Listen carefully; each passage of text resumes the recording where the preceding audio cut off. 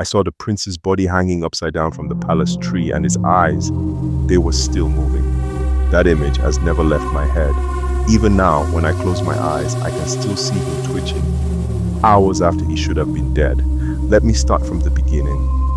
I was just a servant boy in the royal palace of Odu, a small kingdom near the River Nun, in the old Niger Delta.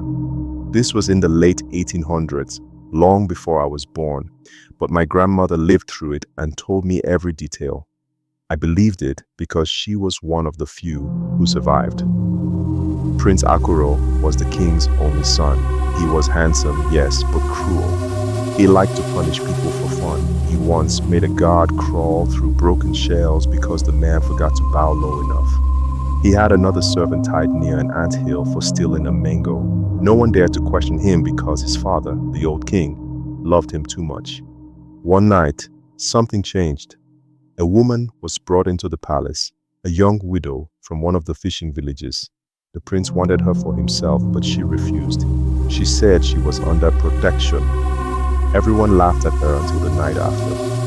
That night, the drums in the palace stopped by themselves. The torches went out, one by one, as if someone blew them from the shadows. People sighed they heard footsteps, barefoot, wet, dragging. The widow was nowhere to be found, but her smell, that of river mud and salt, filled the air. The next morning, the prince was gone. They searched everywhere, the royal hut, the shrine, even the forest behind the palace. They finally found him at dawn, hanging upside down from the big silk cotton tree, naked, eyes wide open. He was still alive, barely, whispering something no one understood. The medicine men came, but none of them would touch him.